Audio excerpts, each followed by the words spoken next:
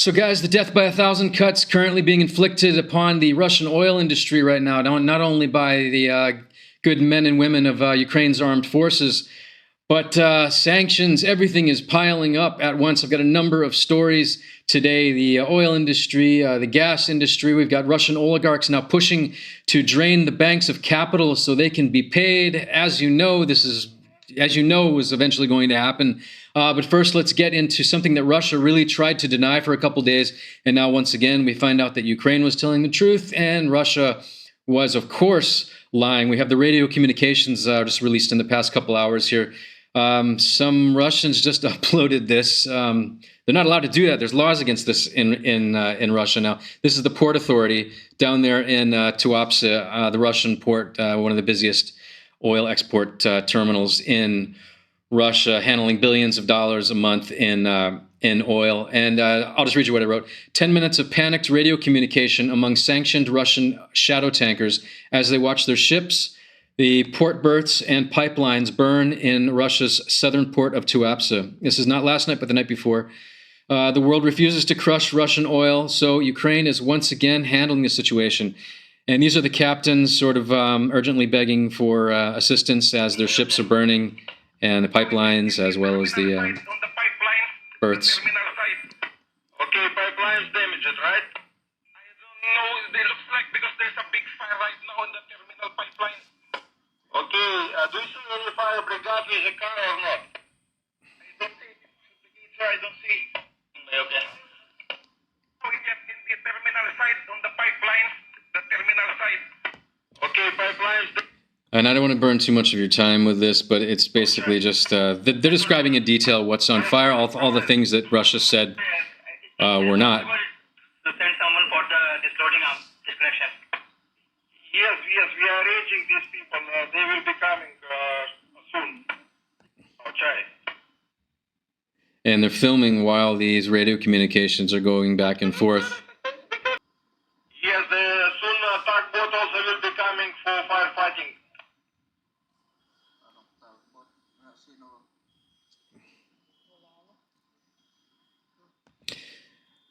Yeah, so like I said, I don't want to burn too much of your time. You can check it out on Twitter. There's 6 of these videos. I posted 4 here, and then there's another 2 here. And it was a busy night, a busy couple nights. And this is another one where Russia denied it. Russia even released their own video of them destroying a so-called Ukrainian Aqua drone. And then, so Ukraine said, oh yeah, is that what really happened? So Ukraine went ahead and released the full footage, and I'll just read you what Kyiv Post wrote. Ukrainian Navy hits Russian special forces on Black Sea drilling platform. A precision strike on the Sivash rig wiped out Russian surveillance gear and an anti-tank missile crew, dealing another blow to enemy operations off Ukraine's coast. This is what Kyiv Post wrote. I'm not sure. I shouldn't have used this one. There's a fuller description. There was some elite missile unit that was the primary target. And it was not only the Aqua drones, the sea drones, they came in and with, as you can see here, they came in with regular FPVs, drones, and went deep inside where there were soldiers scurrying. As you can see here is one of several strikes. So this is what really happened. Russia said that everything was fine, and it was definitely not fine if you were on the Russian side.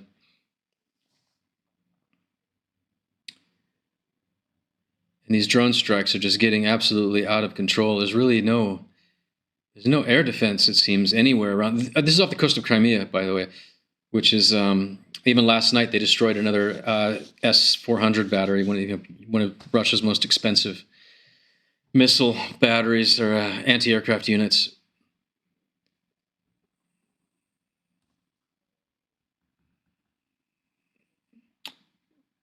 And as you can see, it's just more footage, more strikes. And that's the real story. Russia tried to play that down, of course, as they always do. And it wasn't only the oil rig and the ports being struck by the aspiring Ukrainian drone fleet. Overnight, Russian oil infrastructure continued to explode with the Saratov refinery burning through the morning. There are hits and a fire in the area of Ilau AVT-6 technological units. There's been, like, I guess this is maybe the third or fourth time that Ukraine has struck this. It's an absolutely huge refinery, especially in its diversity. It was originally built in 1932, apparently, or 34, and it's been around for a very long time. It was bought by Rosneft back in 2011. The Saratov refinery is one of the key facilities for supplying fuel to the Russian army. And it talks about some other things that they struck, but the video I will show you is the Saratov refinery. This is supposed to be the most diverse refinery in Russia. They produce over 20 different products. And so it has been a repeated target and not something that will be cheap to fix. And this is interesting. So the West, the Biden administration didn't want, they stopped, as according to the Ukrainian government, don't send this stuff to my comments.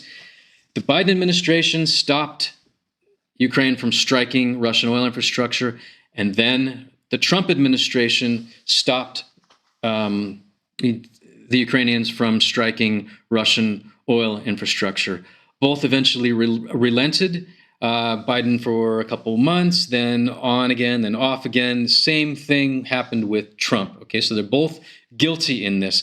But now look at the reality of this situation. Ukraine strikes on the Russian oil industry, delivering windfall profits to Western oil majors. Not only Russia's market share is being handed to non-Russian oil majors, but refining profits have gone vertical. This is based upon an article from Bloomberg this morning. Reuters, sorry. Sadly, the West could have done this 4 years ago, crushed Russia, stopped the war, and taken all Russia's market share. Still, there's time. And look at this. I mean, both U.S.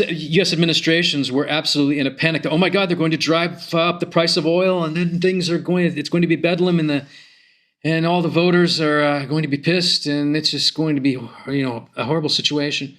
And but the reality is that everybody's stoked. Imagine if they destroy the entire Russian oil industry. Anyway, here is the article out of Reuters. You should check it out. Big oil gets boost from escalating economic war on Russia. It's not only the strikes, it's also from the sanctions pressure. Top Western oil companies are enjoying a windfall from the expanding attacks on Russia's oil industry, both literal and economic, that have boosted global refining profit margins and mitigated concerns over a booming supply gut. Waves of Ukrainian drone strikes on Russia's vast network of refineries and export terminals since July have hammered the country's exports of refined fuel, such as diesel and fuel oil. Russia's seaborne refined product exports in September dropped by 500,000 barrels per day from their 2025 highs to around 2 million barrels per day, the lowest level in over 5 years, according to Kepler data. So every time the West hits Russia, allows Ukraine to hit Russia, hits them with sanctions, whatever, the West only benefits from this. More bad news for Putin's fantasies of empire as Russia's gas exports to the EU drop another 45%, hitting levels not seen since the 1970s. More bad news for Russia. Russian gas exports to Europe have hit rock bottom since the Brezhnev era. This is Moscow Times reporting this. Russian gas exports to Europe have hit rock bottom since the Brezhnev era. Russian gas exports to Europe continue to reach new lows in more than 50 years. It's the lowest in more than 50 years. Wow. From January to October of this year, Gazprom pumped 14.7 billion cubic meters to European customers, according to Reuters calculations based on statistics from Turkstream, the last operational pipeline supplying the EU. Compared to the same period last year, it was 26.6 billion cubic meters. Exports to Europe have plummeted by another 45% due to the termination of the transit contract through Ukraine, through which Europe has received 12.9 billion cubic meters of gas, which is way, way, way too much from January to October 2024. And it just goes on with further statistics. Every direction, Russia is absolutely getting slammed. And it's not just over there. It's China, the big dog. Russian oil finds fewer takers in China after hit from sanctions. Chinese oil refineries are shunning Russian shipments after the U.S. and others blacklisted Moscow's top producers and some of its customers.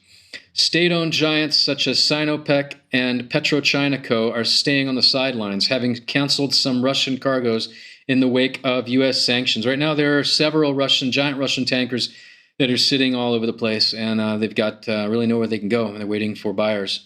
And as they sit, of course, the price gets lower and lower. It's good news, good news, good news. And Lukoil last month.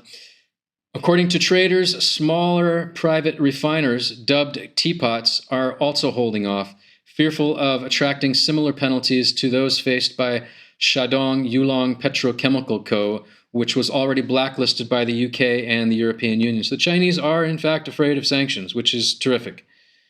This should have all happened a long time ago. It's good that it's now happening.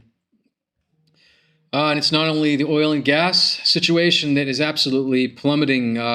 Russia, that exists only because of its export economy, is slowly banning the export of everything as Ukraine continues to destroy its economy. The Russian government has imposed a ban on the export of technical sulfur until the end of 2025. And I looked this stuff up, and it's really about explosives. That's what is going on here. Maybe they're not getting as much from China or wherever they're pulling this stuff in, or they're just sending so many missiles onto the good people of Ukraine that they need to ramp up production. Who knows? But Russia they need cash. That's how Russia works. They pull things from the ground and they send it off. They raise cash and they make weapons to conquer territory, and then they extract the resources therein. And I mean, rinse, repeat every few years. The Russian government has imposed a ban on the export of industrial sulfur, which is necessary for the production of mineral fertilizers. It goes into many things. Until the end of the year, this decision will stabilize raw material shipments. Which media outlet is this? Oh, yeah. Okay. Yeah, well, so that's why it's handled with these like kid gloves. It's a Russian propaganda outlet. This decision will stabilize raw material shipments to the domestic market to maintain current mineral fertilizer production volumes and ensure something. I have a full article right here, but it's such a niche topic. But just to show you that I'm not making this stuff up, here is the article from interfax.ru. It is a Russian outlet.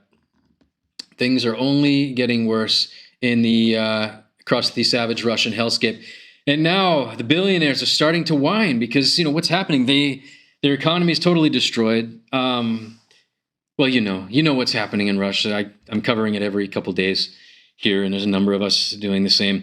There's no money, billionaire Vekselberg called for the banking system to be mobilized.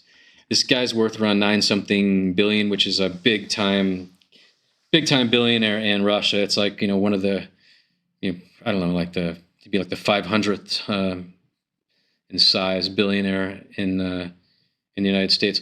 According to finance economic development projects, Russia needs to begin mobilizing its banking system.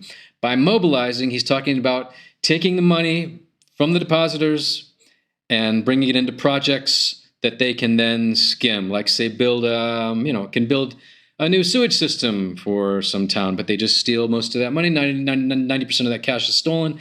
And then they put up some little rinky-dink Mickey Mouse thing in order to sign the contracts, and everybody bros down. According to the businessman, who is among the top 30 richest people in Russia, with a net worth of $9.2 billion, bank funds should be directed forward toward government projects, particularly those related to Russia's technological leadership. It doesn't matter what it is. All the money just gets stolen. Where can we get the money? There's no money. Without money, as we understand it, nothing happens, Vekselberg said at the plenary session of the Russian Industrialist Forum. The money that banks earn this year must be returned to the economy. So understand what he's saying here. He's saying that it's time to loot the banks. He urged Vexelberg believes one such expenditure could be recapitalizing the Industrial Development Fund, which is currently catastrophically small. Yes, anywhere money is sitting has been looted, whether it's the Sovereign Wealth Fund or it doesn't matter. Regional governments are all going bankrupt. The whole thing is an absolute catastrophe. And these billionaires, in their insatiable greed, are just where's mine? So it's nice to see the billionaires starting to get a little pissed off. That particular guy he even owns the water networks, and there was a protest against him last week that I covered. A guy was holding a sign because they're raising all the water taxes on everything. They're raising taxes on everything in Russia now. As Russia continues devolving into something that'll make the 1980s, the 1990s look like an episode of the Teletubbies, knife and axe gangs are beginning to own the night on Moscow streets. True Russian culture you won't see on RT. I don't know how much of this I can show you, but it's just these gangs that are all over Moscow now with axes and knives. These are like full-grown men. These aren't like teenagers or anything, These are like territorial disputes because it's gangster culture. Anyway, there's a number of videos here from the past 24 hours as Russia continues to devolve. And just more of that stuff. And meanwhile, the Russian propaganda apparatus is really allocating billions and billions to this lie that Europe is absolutely, the streets of Europe are on fire. There's people being raped in the streets. It's absolute bedlam. Europe is just evil, decadent. There's trannies everywhere. And for the propagandists in Russia and the US who keep lying about how dangerous Europe is, it's actually much safer than both of those countries. And here's the real statistics here. European Union. Russia, of course, is higher than the US in terms of murders per 100K. Anyway, that's just one of the many Russian propaganda tropes that they are pushing onto Western audiences. And I know this is the Western audience that I have here, so just want you to know. You can Google all this stuff, and the reality is very, very different. And here's our good buddy Chris. This morning, he's a local guy, English guy. We've hung out a few times, and he's always on point. But he laid out a number of, I don't know, I'll just let you watch it. Our friend Chris York aptly lays out why Russia is a filthy and savage shithole. Even the Russians that ran MFA Russia, that's the Ministry of Foreign Affairs Russia, are only still in Russia due to the fact that they haven't yet stolen enough money to leave. And this is old Chris. He's got a number of good things to say here. I'll just turn it up and let you watch. It's a short TikTok video he made. There's nothing else underpinning the economy except weapons. 5 reasons why Russia is a shithole and not a superpower. Number 1, if you're a superpower, it helps if you at least even notionally have a set of values that seek to better humanity in some way. Russia has none. In fact, the entire country is a death cult which places absolutely no value on human life. One indication of this, nearly 1.5 million Russians have been killed or maimed in the war in Ukraine, and no one in Russia has even batted an eyelid. Not the government, not the people.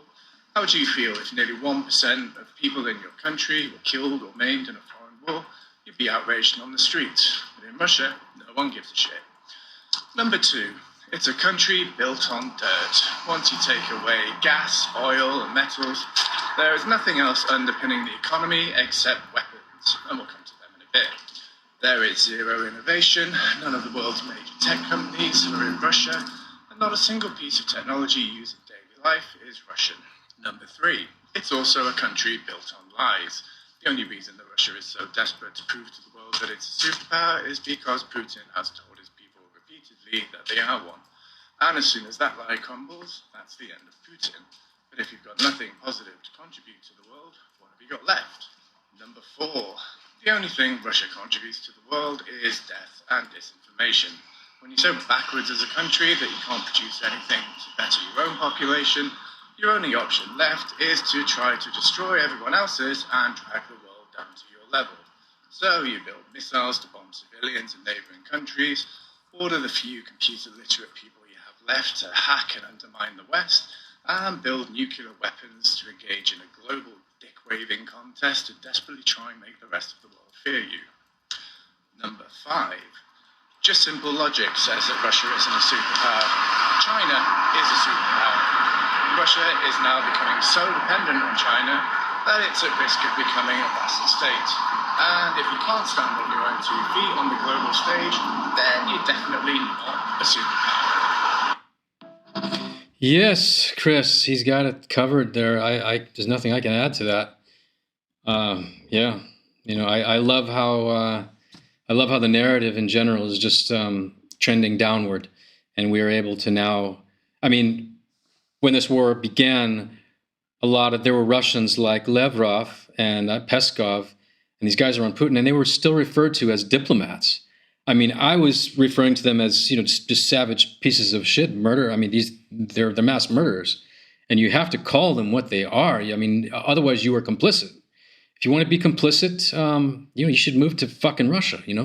Anyway, Chris said it great, and I have nothing to add to that. He's just awesome, and really adding on to what Chris just said, the Prime Minister of Ukraine today, Miss Yulia Sviridenko, the second to last paragraph in her statement about last night's brutal overnight attacks in which children were targeted, all the basic elements of Russian culture they inflicted upon the good people of Ukraine last night.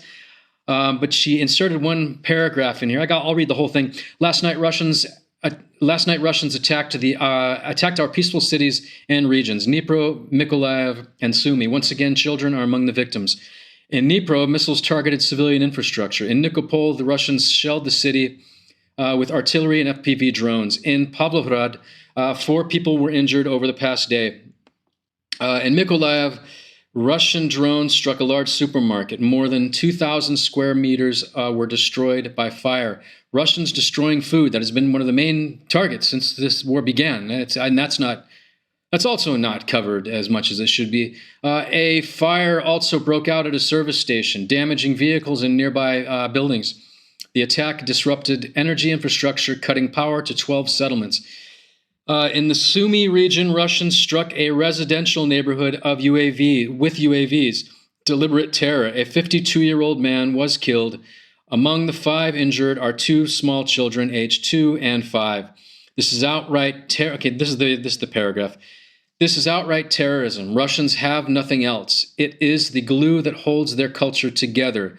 Campaigns of atrocities that deflect attention from the misery of their own population at home. And she ends it by saying they will pay for everything. And this is the exact language that both Ukrainian politicians and Western news media and anyone that lives in a democratic society and has benefited from that.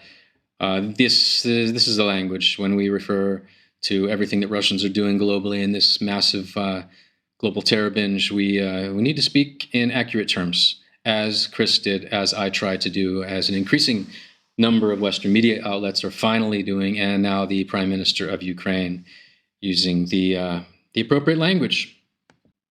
And in closing, yes, it's 1,561 missiles launched by Russians now onto the good people of Ukraine in the year 2025. And as you can see, this trajectory it's quite stunning considering that Russia could have spent the amount just on maybe 100 of these missiles to get suitable air defenses to protect their oil industry.